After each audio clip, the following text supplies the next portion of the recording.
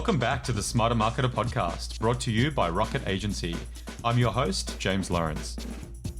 Welcome back to the Smarter Marketer podcast. I'm here today with a very special guest, the 2022 Australian Marketing Institute CMO of the Year, Aimee Engelmann. Aimee, welcome to the pod.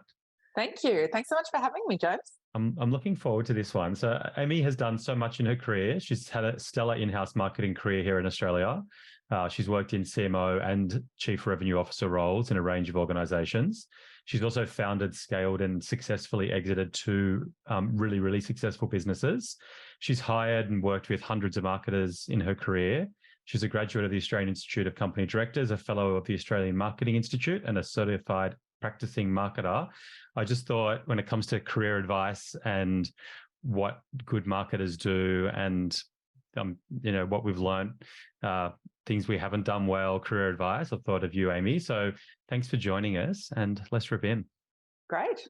Cool. So I thought just a logical place to start would be just your first few roles in the industry, kind of way back when. Yeah, great question. So I started my early career in customer service and sales, which I think is an excellent platform for marketers because you're in front of the general public. In sales roles, you're learning how to communicate to lots of different types of people. So, and selling and marketing, as we know, are so close. So a few jobs in retail and service, and then into my first marketing role was a blended sales marketing role actually in Canada when I took some time in my early 20s, and was living in a gorgeous little town called Banff. Nice. And I worked in the sales and marketing department in the ski resort there, and that was my first kind of marketing, really, core marketing role, marketing assistant type role. Really fun. I actually got to travel with them as well and did some trade shows in America and back in New Zealand when I came back to Australia. So that was fantastic. The second sort of big role where I started to really focus on marketing is in my core career. I went into Telstra as a graduate in my mid-20s. So I went into the grad program a little bit late because I didn't come straight out of uni.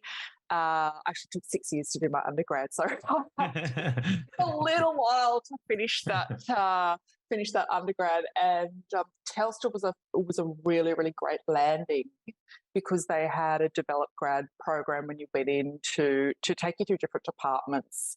And then I ended up staying with them for 5 years in various marketing roles. So yeah. Were there other roles you're looking at the time, or was Telstra kind of the best, by a long way, the best offer on the table? Yeah, it was the best offer. I before I went to them, was actually with Cadbury Schweppes as a rep. So I thought I might go into FMCG. And when you go into FMCG, into marketing or brand or any of those sorts of roles, it's actually compulsory not compulsory at the time. The way in which you got into the marketing department was actually doing a year on the road repping.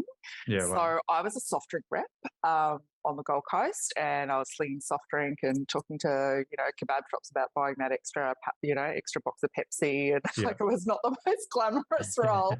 And then at the same time, I was trying to get that leg up back into a grad program, a more structured grad program. And then when Telstra came up, I was like, all right, is it Telstra? Is it telco? Or is it FMCG? And do I really want to keep being on the road for whatever time, an undefined amount of time before I got actually into the office, into a marketing assistant type job? And so that was the pivotal decision. But I did in that early part, I had to move to Toowoomba, which was highly unappealing in my mid-20s to move from Gold Coast. I had to relocate to Toowoomba with Telstra for the first part of my grad program. So I went to the country. Nice. But it ended up being a really good decision. That's right, as these things often end up being, right? Absolutely. I think it's really interesting the observation just around working in customer service, and even then at Schweppes, forcing their future marketers out there to actually deal with customers. I think that's kind of a lesson for all of us all the time in marketing, isn't it? Good marketing is about truly understanding the market and the customers, and about them, not about us, right? Yeah, and often it's so hard. The more you progress your career, it's harder and harder to get close to the customer, which is why there's a big market research industry and the tools that we have now to help us with that. But it is it is really hard the further that you go in your career. You kind of get boxed in the office, and Yeah. you have to kind of make that time. Be like, all right, I'm going to go out with the Salesforce, or I'm going to, get this piece of research done, or make sure I go to that event, or whatever that is to get back in front. Yeah. What advice would you have to young marketers in terms of that first role, or those first few roles, like looking back on your career and what you've achieved? And you've also worked with lots of really awesome marketers in your time, right? Like, what are those kind of key traits of good first roles? Look, the first thing I would say is don't stress out too much about, and don't rush and worry too much about where your first couple of roles are. And I think I felt that in my 20s. I was like, oh, I have to, have this perfect pathway, post uni or whatever to get into marketing. And I think just letting go of that, is the first piece of advice I would have. The second is to, if you can, follow your passion. So find something that you're interested in, maybe even if it's just a part of a company that you find interesting, or because passion obviously, then fuels your education and your love of what you do, and that it doesn't become a love, it's a passion. I would also say really early in my career, I wish I got closer to the numbers earlier. So, numbers not just on like effectiveness of the campaign and conversion rates and those sorts of things. Back in the day, it was things like we were doing a lot of outbound telemarketing, direct mail, because it was before digital marketing, showing my age there. But getting close to the numbers and like really understanding the numbers, because I think one of the challenges in any career, but particularly in marketing, you have to be able to prove what success looks like, right? And so as you're dealing with senior stakeholders, and if you're, if you want to continue to progress and be the best that you can, you have to show proof. And that proof is commercial proof. It's really understanding attribution, understanding ROI, and being able to get on top of like commercial discussions versus, like maybe the brand discussion or the impression discussion, and really understanding ROI and attribution. So that would be one of my pieces of advice would be to really understand the numbers, but the numbers in the context of that wider commercial discussion that's happening at that next couple of levels up. Because you can imagine if you come out with some of those insights that's backed by data, you might be quite junior. People are going, wow, so-and-so's really, understands what's going on. They've got high business acumen. And the other one is we've touched on, like, how do you get close to the customer? So how do you get those insights about what's landing and what's not? How do you take initiative to go, you know what, I would actually like to do a secondment in sales for a period of time, or hey, I'm in a comms role, now I want to go and work in product. Can I go and work in product for 6 months? Could I do that? And just suggesting that within the organisation that you're in. Yeah. Depending on the size, that may not always be that easy, but just thinking about how can you widen in your early part of your career that knowledge and not get too single focused. Yeah. For example, in my early career, I had the opportunity to work in products. I was a product manager for some time, learning about pricing and pricing models and how. Was that at Telstra in that role? Telstra, yeah. So you then understand, well, how do the finance stakeholders think about watching this product and what's important to them, and, what's their lens, and moving between those different departments or functions. I think if you can do that in your early career is super, super important. Yeah, and I think probably even a practical takeaway, if listeners are in smaller organisations still trying to take practical steps to achieve those things, if it is embedding with, the BDM, if it's not a team for, a day a month or a day a week or whatever it might be, but it's still kind of trying to get exposed to things that are a bit broader than just the marketing function. Yeah, even finance, if there's a finance stakeholder saying, hey, look, you're probably doing a monthly review on finance, do you mind if I tag along? I'd love to learn the way that you assess how the business is performing. Just getting exposure to that any which way you can. The senior marketers that I've come across over the years, the ones that seem to kind of progress most and have the respect of the wider organisation, are those that can elevate the conversation to talk numbers, P&L, market, not just talk about metrics and CPCs and ROAS and those types of things. You kind of need to obviously understand both, but you kind of will get pigeonholed and not taken that seriously if you can't kind of expand that conversation up and into the conversations more broadly around the business, right? Agree, 100%. So that role at Telstra, so what else did you get exposed to at it? Like you were there for 5 years, was it? Is that right? Yeah, lots of things. So, like competitive intelligence, so doing research on competitors and intel, pricing, business planning, a lot on kind of the sales structures. So, at the time, like they're now called kind of SDRs. You know, what were those sorts of roles, over the phone roles, like running smaller sales teams as a blend to a marketing role, so more like a commercial manager, legal and compliance, so understanding how marketing has to blend and take into consideration, you know, how you make claims and how you talk about pricing, branding, so working within a brand architecture that is both national and it can be product and segment orientated as well. So that was really interesting. I was having the brand conversations around, you know, the master brand and then how we might want to utilize it in a particular area for a product. So that was amazing. And then just like the absolute just craziness of launching new products. So in Telstra, ADSL kind of came out at the time, and we were migrating people from dial-up to ADSL, and just like the working with the agency, managing kind of the marketing effort, particularly the marketing communications effort around product launches.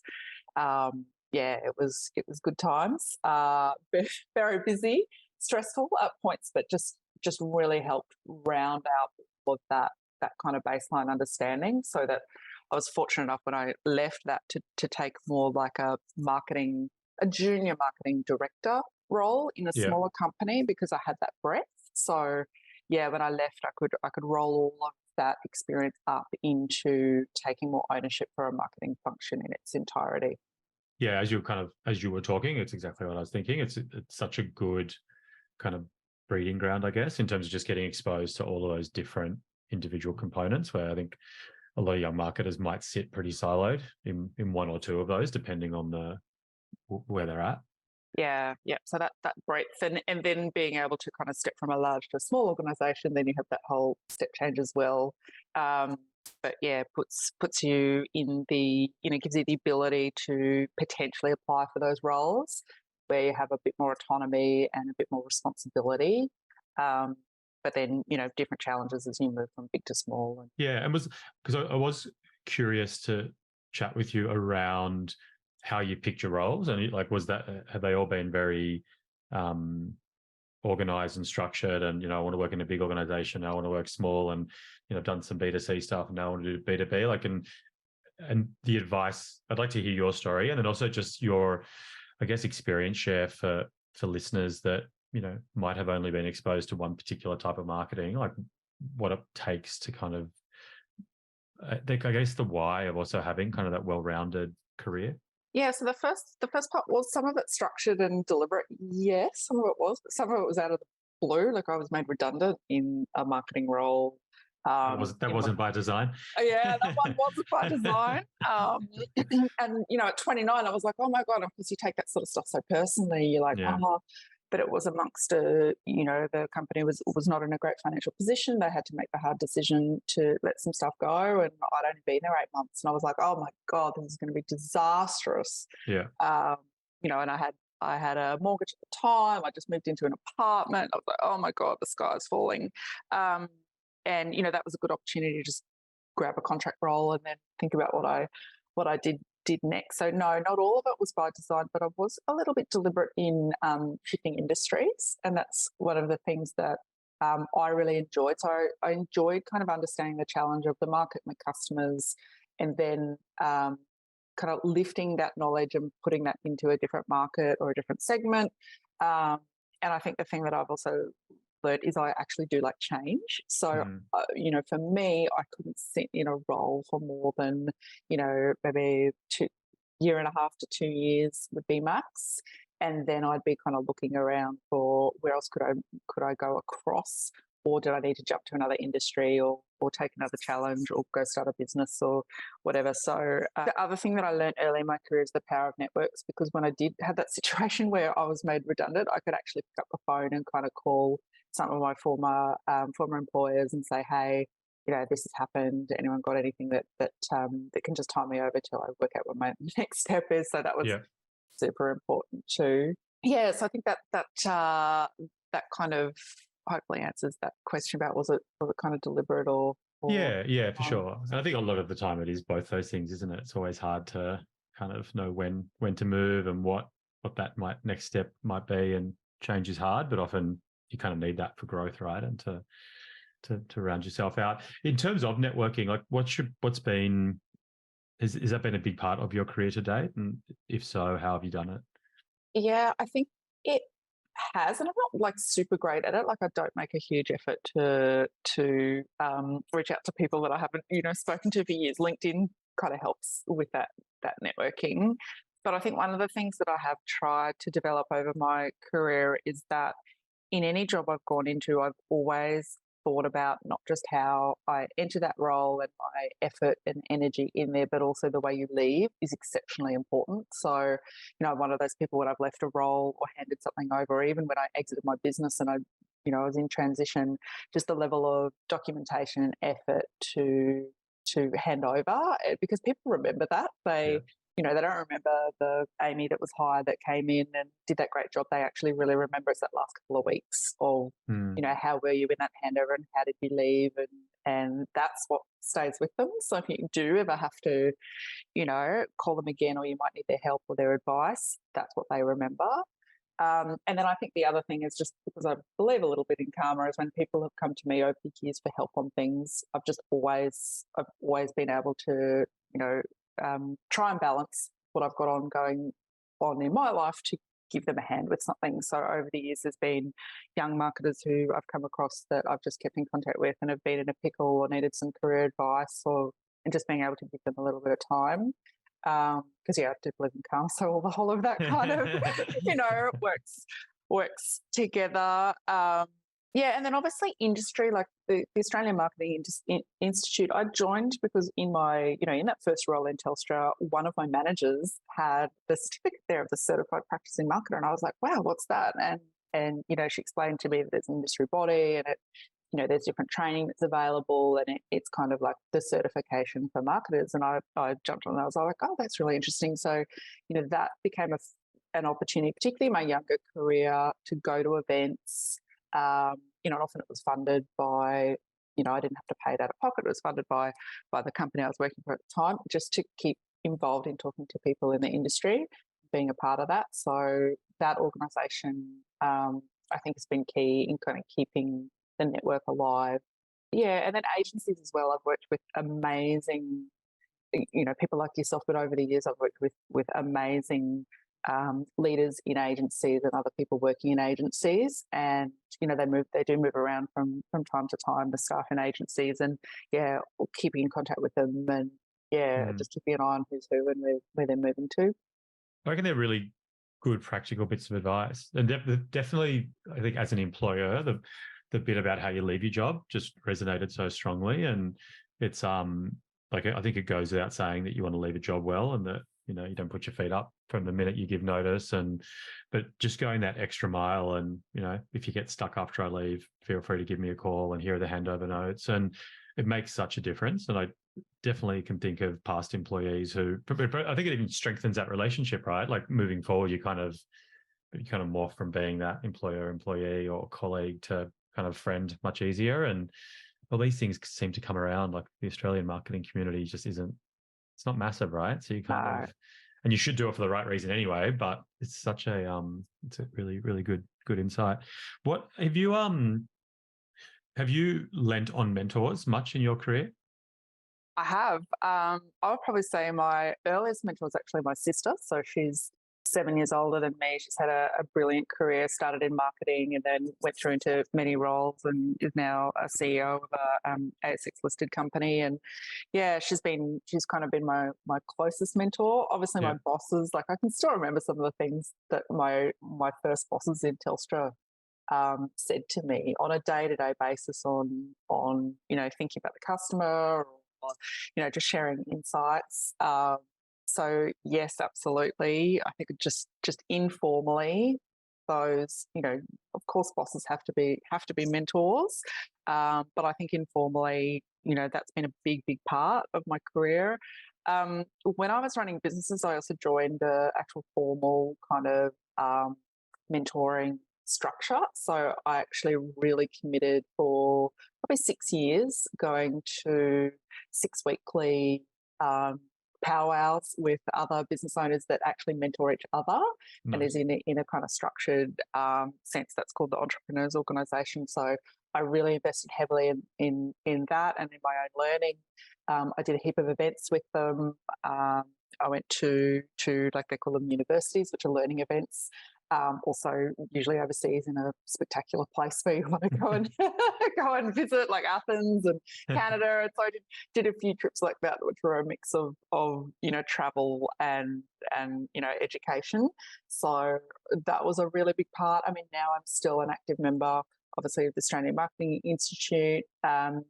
My boss at the moment, so my CEO that I report to, is a fantastic mentor. It's one of the things that I look for if I'm going to work for someone. Like, what's their style?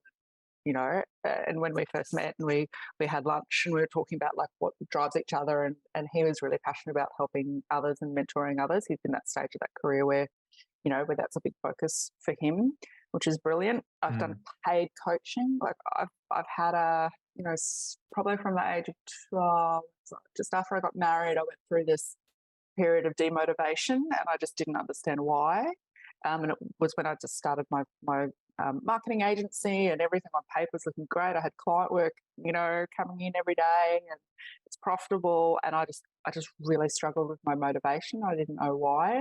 So I actually had a paid like life coach, probably not so much a business coach, but more working on like mindset and trying to really pull apart why my motivation was lacking and what was happening there when everything, looked amazing on the outside with the business. So heavily invested in coaching and probably did paid coaching for almost that entire journey of that business, which was 6 years. So yeah, a really big mix of like formal mentoring, informal mentoring, investing in my own coaching, investing in my own education. And then, as I said, my sister, who's still like the person, when we catch up, we talk about what's happening in our work, and I get advice from her on how to handle tricky things. It's a whole lot of different blended approaches. You're so open to it. Like CMO of the year, you've achieved so much right in your career, but still open to learning and growth and getting experience from other people. And I think it's such a valuable lesson for all of us, regardless of whether we're, a grad looking for that first role or whether you're, moving through. You can just always learn from people. And I think it's interesting what you said before about how you've always been very open to people reaching out to you. And I think that's my experience in mentees, right? Like often if all you have to do is ask, like most people will be really generous with their time and experience. If you kind of say, hey, I've been looking at you from afar, or you've built this great career, would you be open to, meeting with me once a month or once every second month and just helping me through my career? Very rarely do you get shut down on that stuff, right? Agree. It's actually, if I fast forward 10 years and I think about like what would I actually like to be doing when I finish roles that start with a C, I would like, that's my kind of ultimate goal, is to be able to form some sort of some sort of earning potential, but it's very much on kind of mentoring, and I'm not really sure where that'll end up yet because I've got a few years to formulate what that looks like. But when I fast forward 10 years of where I want to be, that's where I'd like to dedicate the majority of my time. Yeah, it's nice.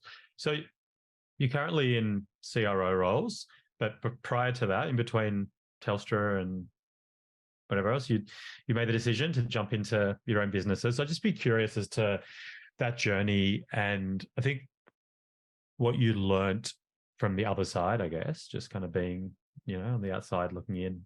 So I think one thing that firstly, when I think about that whole experience of running a business is, to not be afraid to give it a crack. Timing is important, like understanding when you're at that time where you can kind of go, yep, I'm gonna take this risk because it is a risk. But I think the first thing is thinking, never hesitating if you feel like you've got a passion or an interest in in going down that path. It's definitely harder work than being an employee, but has, a different, just a different lens. And I think I became a much better marketer after running a business. And when I How think come? about What was the? look, it's just the business acumen. When you're running a business, you're forced to understand how all of the pieces connect together. And in marketing, you don't often have that ability to really understand like finance. Like, how do you read a P&L and a balance sheet? Like, no one teaches you that in marketing. Marketing departments don't really, maybe the most senior person has got a budget that they have to work to. But, often marketers themselves, even senior marketers, don't know the difference between, reading a balance sheet and a P&L. Or could you take a balance sheet and a P&L and work out the cash flow, for the upcoming 6 months? That's something that I think only business owners work out how to do. Yeah. And so I think my business acumen kind of changed as a result. And I think the other thing is, when you're running your own business, you're typically customer facing for not always the good stuff, but the tricky stuff. So, you're the person who's ultimately responsible for solving bigger relationship issues, that get escalated to you. You have a team doing the day-to-day. You're the person that has to either step in to break into a new relationship or fix a relationship. Yeah. And so I think the learnings there is you just get to really hone your communication skills and your observation of how to navigate those situations, because you just get so much practice under pressure, and you get to really understand, like, how is this customer thinking and feeling, because it's your money and it's your effort that then results in that relationship continuing or not. So yeah, you have to hone those skills super, super well. And then what that's meant when I've returned to a corporate career, I've just found that when I am in those more tricky situations with people in leadership or with my peers, I'm not particularly stressed about it. I don't worry about it. It doesn't, like, I can just kind of flow through it like, oh yeah, I've been here before, sort of thing. Yeah. So I hope that makes sense. No, it actually does. I think as a business owner, it definitely does, right? I think that's it is such a different dynamic. And as you were talking, I was actually thinking it must have so helped you come back into corporate life, just in terms of having that kind of full 360 view for that period of your life. Now coming in, and I'm sure you can better empathize with senior stakeholders and your CEO and whoever it might be, just because you've had that experience yourself. Yeah, and then kind of when you come full circle, you also sleep a lot better at night. So. If there's any businesses out there looking for a middling marketer to join the ranks, I'll have to brush up on my CV. I think I could do with some more sleep. I was curious, and it probably doesn't just relate to when you had your own business, but you've hired so many marketers over the years, right? Both, I guess, as part of your own businesses, but then being a marketing manager and CMO. What do you look for? And I'd just be curious, what do you look for on paper, and then what do you look for through that interview process? Yeah, I'll tell you one thing I'm really brutal about on paper, which is, as currently as the last couple of months when I've been reviewing resumes. If I don't see marketers, and this is at a, not like entry level, like assistant, but anyone who's been in for 1 or 2 years, if I don't see KPIs, if I don't see numbers on the resume, I very rarely progress it forward, because if I can't see proof, so I also look for proof, like projects that have said, like, I was responsible for this project and this was the outcome. And even if it's for more junior marketers, it might be some outcomes that are more comms orientated and not necessarily ROI. That's okay, as long as I see it. It's like, this content went from here to here, or optimize this landing page and went from here to here. I'm like, great. I can see that kind of focus on how they have connected what they're doing with the result, and there's core numbers in there. And then more senior, you would be surprised as how many senior resumes that I've looked at that don't have any sort of commercial reflection on the numbers. And I don't, like I said, I'm pretty brutal. I don't even pass them through the first stage. And then really good insight. another thing is cover letters. I always ask someone to write a cover letter in a job ad, and I say, I touch on a couple of things, of what we're looking for, and then I say, please respond with a cover letter, addressing a couple of the key points of how value. And if I get a standard cover letter back where they haven't addressed anything in what I've written, I don't ever progress them further. So like just simple things like that help you understand. Okay, is someone actually taken the time? Have they read this? Have they thought about it? Have they taken the time to write back? That's tailored. Yeah, they're the two very, very early things that I'm just super brutal on. That's good. And then what about once you actually get through to the interview, kind of face to face or via Zoom? Like what are you looking for? Yeah, so I am definitely looking for an understanding of their own strengths and weaknesses. So I often ask, like a great question I ask is like, tell me about your zone in marketing. Like there's lots of things that you could be good at. What do you really love? Or I'd ask them about a project that they love, or I'd ask them about something that they're really proud of, because I want to work out where they fit. Like, marketers can be so many different things. So I want to understand like, maybe they're talking about the brand and, the connection to some research that they did, and then blah blah blah, and I'll be like, wow, they really enjoy seeing this part of marketing. And someone else might come through and be like, oh well, I optimized this 50 times, and I'll be like, wow, they're really strong on this part of marketing. That's what they love. So I'm trying to connect what my needs are at the time with what they love. Yeah. And then I try and find that person where I can really connect what I'm looking for in the team based on the other characteristics of the team, and then try and slot them in. So if they're an all-rounder, when I ask those questions, I'm looking for the things that talk about they're talking about a number of things that they're super excited about. If I'm hiring for something more focused, I want to hear that they deeply love that part of what I'm looking for. So yeah, I don't necessarily grill them too much on their background and experience, but I really want to get from them their understanding of what they love so that I can match that with exactly what I need in the team. And the candidate would have an idea, presumably, right, that the role is a broad marketing role, or it's specifically around brand or performance, or... Yeah, and that's another really, really good kind of segue, is that I always take the discipline to create a full position description with a list of exactly what's expected in the role, including the time that they're likely to spend on things. And best practice is to actually present that as part of the interview process, so that, above and beyond a job ad, which just says this is kind of what the job is, you're very, very clearly identifying, and this is across all hiring, not just marketing hiring, like, what are the actually activities that you're going to conduct? What's the time I expect you to spend on each of these activities? So it might say something about like, research. Well, is that like 90% of the time I spend, or is that 10% of the time? So and again, working with some great mentors in HR and in recruitment, in my early career, I've understood how important that expectation discussion in the beginning is to make sure that the person and therefore their success in the role kind of pulls through. So yeah, I do spend a lot of time in that early discussion on expectations and being super clear, putting it down in writing and presenting all of that. It's just so important, isn't it, for both parties? There's just no point jumping into a role without truly understanding it. And there's also no point bringing a candidate in, onboarding them, and then you haven't told them that 3 days a week they're going to be doing something which is just not at all what they're good at or what they're interested in. Yeah. And I also, this sounds probably, pretty obvious, but passion, I'm looking for people who have shown, particularly as they go through their career, they have shown that they can move between different products or industries. So I can see that they can use their skills and move or pivot. Yeah, and they're kind of the key kind of things that I look at. Yeah, nice.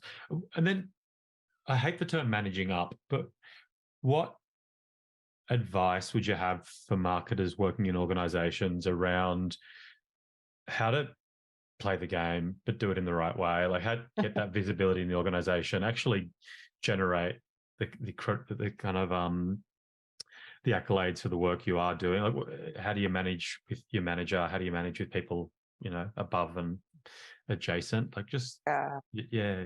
I could talk about this for hours, though. I love this topic. So I'll touch on a couple of things. So One thing I always think of myself when I'm working with stakeholders, and particularly who I report to, is, you know, particularly at the top, it's lonely, right? It's lonely at the top. And what you find is that people are always bringing you problems, right? So they come to you to bring you a problem that they need you to solve. And what I try and be, to my CEO is I try and be the department of good news. So I always want to deliver some good news, and it's usually data. Like I'll bring him some data to say, hey, I've been working on this initiative. Just wanted to show you some early indicators. This is what's happening. So, be a bit of that department of good news, but backed up, by data.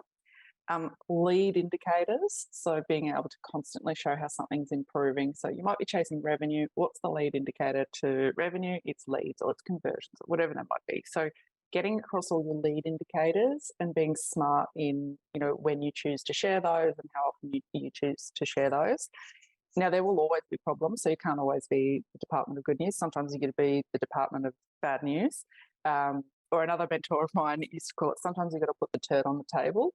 And when you put the turd on the table, that's okay, you need to do it. Communicate early and often if things are not going right. Yeah. But try and go with options for solutions. So never take a problem to your one-up or even, sideways to peers without maybe some options that you've reflected on. And if you can actually think about what those options might be and present them in a really smart way, and you're nodding, so I know that you must feel this too, because, in a business, you just want the solutions, you don't want the problems. So I think that's really important. And then just FaceTime, like sometimes people get busy. So you need to also be quite forthcoming in saying, look, we need to catch up for a one-on-one. So if you don't have regular one-on-ones, you need to do that. But when you have those one-on-ones, you need to work out what are you going to say. Don't just talk about the activity. Oh, I did this and I did this and I did this and I did this. Yeah. Like people are too busy to hear that. Like bring the numbers to me. Here's the lead indicators on the projects I'm working on. This is going well, and this is because I'm seeing this data. This one hasn't moved yet. That's for this reason, but I'm onto it because I'm doing this. This is for this. This is for this. Think about it in advance. Prepare an agenda. Put the data in there. Screen share the data or bring it to your one-up when you're talking to them. Don't talk the whole meeting if you have half an hour. Get through what you need to get through in about 10 minutes and then say, I've covered that. Is that what you need from me for this type of conversation? Was that information that you'd like to see? Yeah, great. And then have 20 minutes to discuss whatever they want to discuss. What else have you got on your list? And so that, like really thinking about using your boss's time or your peers' time really effectively. Yeah. Making sure that you get FaceTime with them so, there are no surprises and they're up to date on your projects. Being exceptionally data-driven and preparing the data in advance and knowing your numbers. Don't talk about activities, the detailed activities, unless they want to hear them, because, maybe you have a document they can self-serve that. Like, I have that. Here's the whip. That's got all the projects we're working on. I don't need to run that through. And then trying to be the department of good news. And if you have to put the turd on the table, give options for solutions. I think that,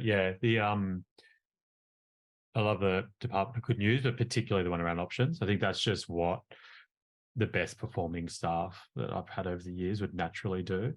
Got a friend who has quite a big business, and that's one of his things. I'm not paying you to tell me about problems. I'm telling you to bring me solutions. And it's as a manager or as an employer, just having staff that are proactive, because it shows that they're actually putting themselves in your shoes or they're trying to solve the business's problems. And probably comes a little bit back to your point earlier on around great marketers are understanding the numbers up here. They're not just dealing with marketing metrics. I think it is about that kind of where are we heading as a business as opposed to what I'm doing down here in my marketing function. Yes. It's really, really good. Aimee, I've got 3 rapid fire questions to round out the pod. All right. So the first one is, what's been the hardest lesson or biggest challenge you've had in your career?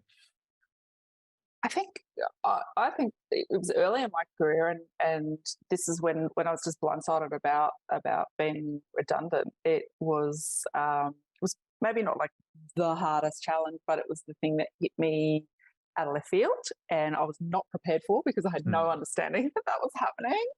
So maybe it wasn't the most challenging, but it hit me the hardest because I think I'm one of those people that, like, eyes wide open that things are not going to be perfect. Yeah. That would be one. And then COVID, there's, there was some staff that I worked with that were heavily affected by COVID in the Philippines, and in particular, a former staff member passed, who I was very close to and helped build my business, and that was probably the most emotionally kind of challenging. Yeah, wow. Yeah, That's horrible. The best career move or decision you've made? Starting my own business was probably the best. When at 30, I stepped out and decided to start a niche marketing agency, and that then put me on the kind of entrepreneurship road for about 12 years. So I think that was probably risky, fun, and that was probably the best. It's really cool. And then the final one, because we normally finish the pod with what's the best piece of career advice you'd give to a marketer, but the whole topic has been on this, so I had to come up with a different final one. It's adjacent though. What's the best piece of advice you've ever received? Wow.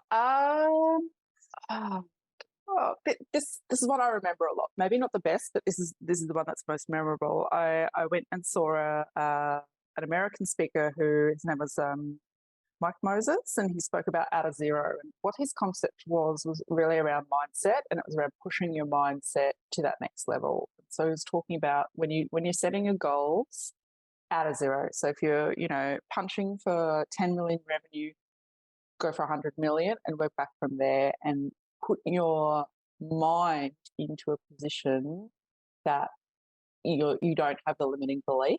And I think that for me rolls up into the whole mindset sort of concept, which I think about all the time. And I think about the limiting beliefs that maybe I might have about future performance, my team might have about future performance, the way that you think within the construct of, what you're planning now. But if you add a zero to that and start thinking really big, how can you achieve way more than that kind of what you know now, and that's all I'm going to do or achieve. So yeah, that's a bit of a mindset piece of advice that I remember frequently. I love that one. Kind of similar to one, which is very similar, which is when you're trying to solve a problem, it's double the size of the problem and half the time that you have to solve it, just to kind of force that, force the kind of bigger box thinking than just to kind of how might we just get there kind of thing. Aimee, thank you so much for coming onto the pod. So much awesome stuff to take away for listeners, and thank you so much for your time. Oh, it's been really, really fun. A little bit of a trip down memory lane too, which was great. Thanks for the opportunity, James, and look forward to continuing to working with you.